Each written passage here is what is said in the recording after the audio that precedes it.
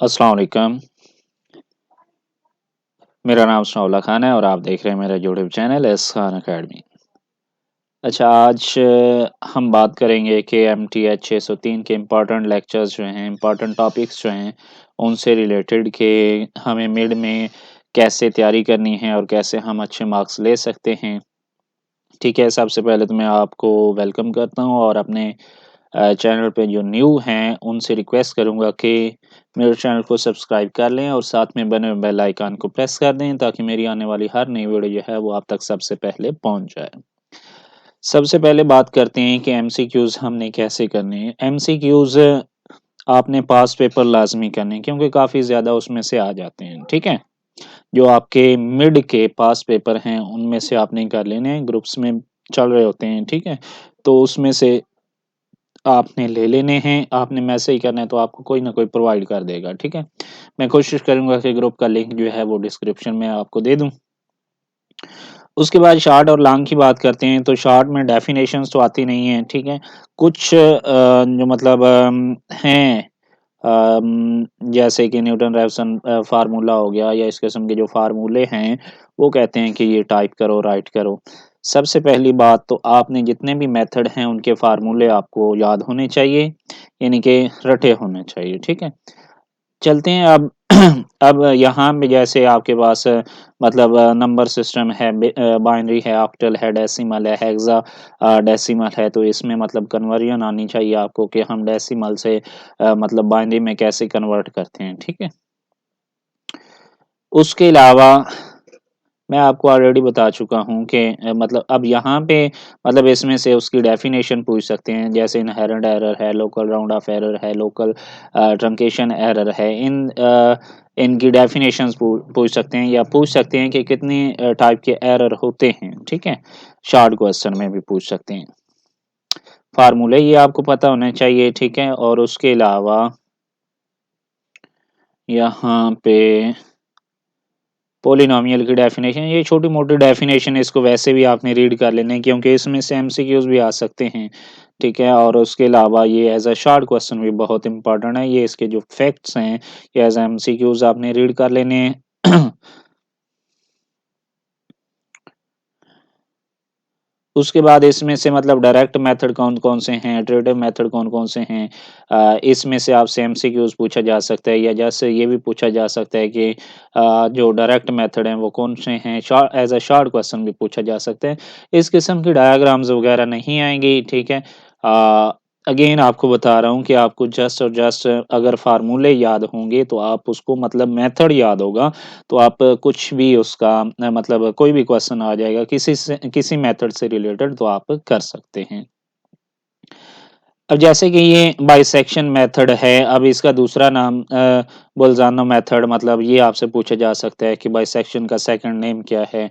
या इसका अगर आपको मेथड याद होगा, मेथड सबका सेम ही है, मतलब वो इनिशियल अप्रॉक्सिमेशन लेनी है तो डिफरेंट साइन जहाँ पे आते हैं, तो वो उसकी इनिशियल अप्रॉक्सिमेशन, आगे फ़ॉर्मूला जो है वो डिफरेंट आ जाता है, ठीक है? अगर फॉर एग्ज़ाम्पल आपको सॉरी, अगर आपको फॉर एग्ज़ाम्पल फ़ॉर्मूला याद है, आपको कोई भी मेथड कहा जाता है, तो आप उसको ईज़िली फाइंड कर सकते हैं, उसको सॉल्व कर सकते हैं उस मेथड को, ठीक है? उस मेथड से क्वेश्चन को सॉल्व कर सकते हैं। जैसे कि यहाँ पे x और एक x1 और एक x2 की वैल्यू दी हुई है, बाइसेक्शन मेथड से इसको करना है।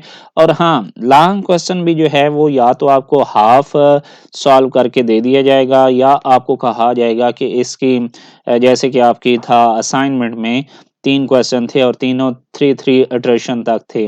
तो मैक्सिमम 3 इटरेशन ही पूछी जाती हैं क्वेश्चन में, और आपको ये पता होना चाहिए कि इटरेशन कब शुरू होती है और कब खत्म, कब 3 पूरी हुई हैं, ठीक है? एक्स्ट्रा हो जाए तो उसका कोई इश्यू नहीं है, लेकिन कम नहीं होनी चाहिए, ठीक है? उसके अलावा ये बाइसेक्शन मेथड आ गया, बाइसेक्शन मेथड का उसके बाद ये regular falsi method, method of false position भी इसको कहते हैं, सेकंड नेम इसका है। ये जो इसकी मतलब है ना ये चीज़ है, इसकी थ्योरी या इसको जब प्रूफ किया जाता है, तो इसकी थ्योरी इसको रीड कीजिएगा, इसमें से भी आपका एमसीक्यूज़ आ सकता है, पास पेपर से एमसीक्यूज़ लाज़मी कीजिएगा, ठीक हो गया? उसके बाद ये फ़ॉर्मूला आपको इसका पता होना चाहिए, फ़ॉर्मूले से कोई भी इसका क्वेश्चन आ जाता है, तो आप इसको सॉल्व कर सकते हैं। ठीक है। ज़्यादातर जो इम्पोर्टेंट मेथड हैं वो मैं आपको लास्ट में बताऊंगा। बाइसेक्शन मेथड बहुत इम्पोर्टेंट है, ठीक है। ये फाल्स पोजीशन मेथड भी बहुत इम्पोर्टेंट है। उसके अलावा आगे चलते हैं हम।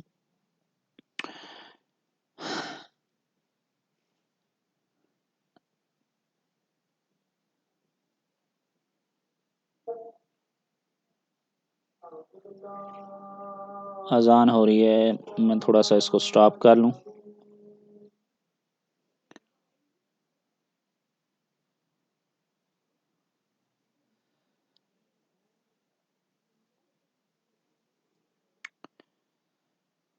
उसके बाद मेथड ऑफ ट्रेशन जो है ये भी आप देख लीजिएगा, इम्पोर्टेंट है ये भी। इसका फार्मूला वगैरह मतलब जस्ट 3 या 4 जो है अल्ट्रेशन करनी होती हैं, इसकी भी सिंपल सा है, ठीक है। उसके अलावा आगे अगर हम चलें, न्यूटन रैफसन मेथड बहुत इंपॉर्टेंट है, बहुत ज़्यादा इंपॉर्टेंट है, ठीक है। ये आपने लाजमी करना है, इससे रिलेटेड आपका एक ना एक long question I hope so कि आ जाएगा क्योंकि सब मेथड में से ये मेथड जो है ये बहुत ज़्यादा इंपॉर्टेंट है, ठीक है। फार्मूला इसका आपको आना चाहिए।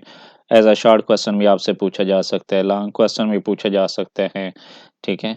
बाकी ये जो है ना मतलब back of Newton Raphson method, उसके अलावा जो हैं आपके पास convergence of Newton Raphson method, ये इतना करने की ज़रूरत नहीं है। क्योंकि ये इसमें से कुछ नहीं आता और ना ही इसकी मतलब क्या कहते हैं प्रूफ इसका जो है, ठीक है। ये एग्जांपल जो है ना, ये पेज नंबर कौन सा है, पेज नंबर 6 है न्यूटन रैफसन मेथड का। उससे आगे जो है मतलब ये एग्जांपल इम्पॉर्टेंट है, इसको लाजमी कीजिएगा। यस, ये एग्जांपल ये ना छोड़िएगा, बेशक आपको 2 से 3 दफ़ा भी करनी पड़ी तो ये लाजमी कीजिएगा, ठीक है। एवेलुएट करना है इसको 12 को बाय न्यूटन फार्मूला से, ठीक है। या फिर आपको इससे ये कहा जा सकता है मतलब 12 की जगह पे कुछ और दे देते हैं तो उसको एवेलुएट करना होगा, ठीक है। अगर आपको रट्टा भी लगाना पड़े तो ये लाजमी कीजिएगा, ये एग्जाम्पल। न्यूटन रैफसन मेथड लाजमी करना है, इसकी एग्जाम्पल भी लाजमी कीजिएगा, ठीक है। उससे आगे सीकेंड मेथड भी मतलब उसी की जनरलाइजेशन है फॉर्म, ये भी लाजमी कीजिएगा। ज्योमेट्रिकल इंटरप्रिटेशन जो है ना इसको जस्ट रीड कीजिएगा, इसमें से एज एमसीक्यूज अगर कुछ आ जाए तो आ जाए, अदरवाइज इसमें से कुछ नहीं आता। जस्ट ये जो मेथड है इससे आपका क्वेश्चन ही आएगा कि आप इसको सॉल्व करें। उसके अलावा मुलर्स मेथड इतना इम्पोर्टेंट नहीं है, अगर टाइम हो तो आप कर सकते हैं, अदरवाइज अगर मतलब शॉर्ट में करना चाहते हैं तो ये इतना इम्पोर्टेंट नहीं है, मुलर्स मेथड, ठीक है। मुलर्स मेथड मतलब फिर वही चीज़ इतना इम्पोर्टेंट नहीं है ये, मैंने तो नहीं किया था, आप देख लीजिएगा, इसको वैसे रीड कर लीजिएगा एज एमसीक्यूज। बाकी इसमें लॉन्ग क्वेश्चन जो है वो इतना इम्पोर्टेंट नहीं है, ठीक है।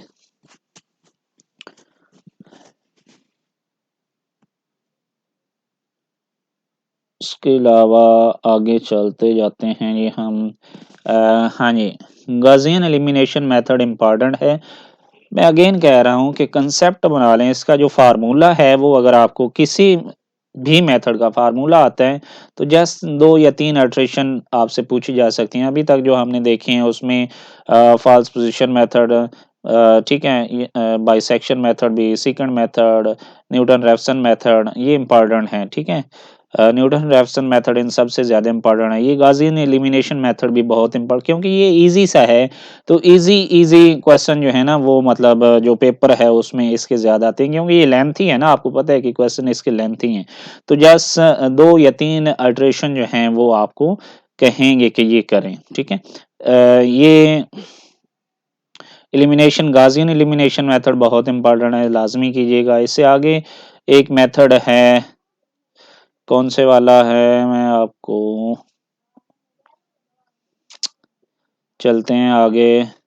Yes, Gauss Jordan elimination method, ठीक है। जैस मतलब जो आपकी असाइनमेंट आई थी ना पीछे वाली, उसमें जो 3 मेथड थे वो बहुत इंपॉर्टेंट मेथड थे और उसी से रिलेटेड आई होप सो कि आपके 1 या 2 लॉन्ग क्वेश्चन आ जाएँ, तो वो आपके अच्छे से तैयार होने चाहिए। ये क्राउड रिडक्शंस मेथड, ये मैं देख लूँ ज़रा।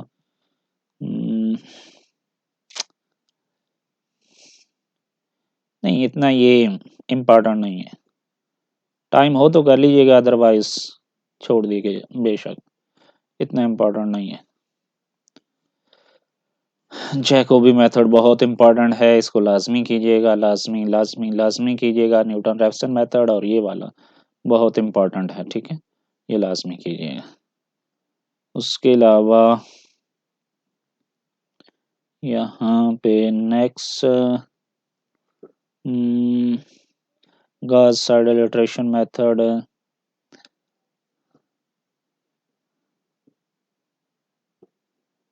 इतना नहीं है, आ भी सकता, मतलब 50-50 चांसेस होते हैं इसके, इतना इम्पोर्टेंट नहीं है।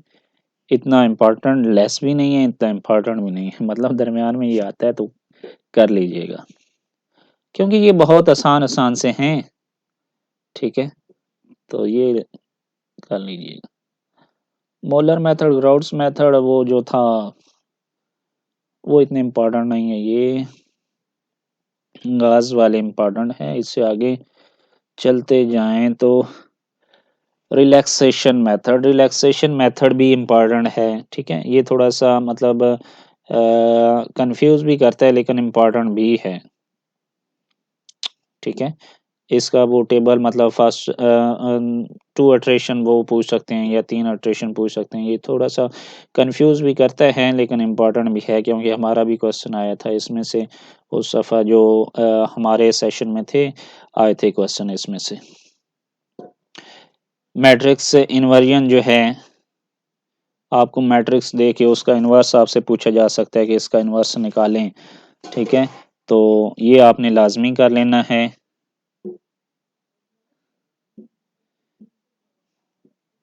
उसके बाद जॉर्डन मेथड मतलब मैट्रिसेस का, ये भी आपने कर लेना है। इन्वर्स इन्वर्स ही निकालना होता है। पावर मेथड एंड जैकोबीज मेथड, ये भी इम्पोर्टेंट है, ये वाले जो हैं ये लाज़मी कीजिएगा। उसके अलावा और इसमें से भी आपका एक क्वेश्चन आ जाना है, ये मैं आपको बता दूँ। जैकोबी मेथड फिर अगेन से आ गया है।